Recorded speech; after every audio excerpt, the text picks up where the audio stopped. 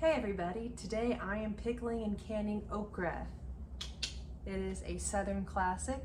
Down in Texas, I ate pickled okra all the time as a little girl, and you can eat it with just about any meal, breakfast, lunch, or dinner, or as a midnight snack when you dig into the fridge. It's probably my favorite way to eat okra. So I'm really excited to pickle it. I found a recipe and I'm gonna make some variations with some spicy peppers from my garden and show you guys how I do it. Let's get started. Start by placing a rack in the bottom of your stock pot to ensure even heating and so that the jars don't break. Then boil for 10 minutes to sanitize. Now let's move on over to the brine. 2 cups water, 2 cups apple cider vinegar, 1 tablespoon sugar, and 3 tablespoons kosher salt, or pickling salt, but just use a little less if you're going to go that route. And the brine is the reason why pickled foods last a long time. The vinegar and the salt raises the acid levels and greatly slows down the growth of bacteria. It also changes the texture and flavor of the food, which is why pickling okra helps keep it from getting slimy, as okra usually does over time. Cut the stems down to 1/4 inch. Then wash your okra in case there's any dirt or grime left on it.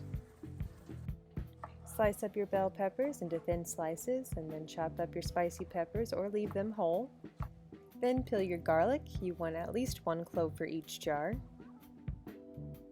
Move on over to your pickling spice. The original recipe calls for coriander, which I would have used, but I didn't have it on hand, so this is what I had on hand.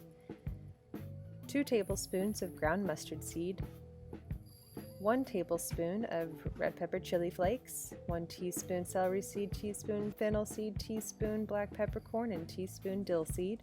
Get your hot jars out of your stock pot. I turn it over to get the excess water out. Then you add a slice of lemon, totally optional, but I like the tart flavor that it adds. 1 tablespoon of pickling spice per jar. Then you layer in your bell peppers and your spicy peppers. Add your okra, alternating stem side up and stem side down. It really helps pack in that okra. Then I use this canning funnel to pour in my hot brine, 1/4 inch to the top of the rim. Then you want to pop your stuck bubbles with a knife or with this handy dandy bubble popper, which also doubles as a measuring stick for accurate and consistent measures every time. Pop in that clove of garlic. Wipe the rims clean. Soak your lids in hot soapy water, then rinse. Then you'll want to tighten these rings to finger tight. Very important, as any more, any less will disturb the sealing process.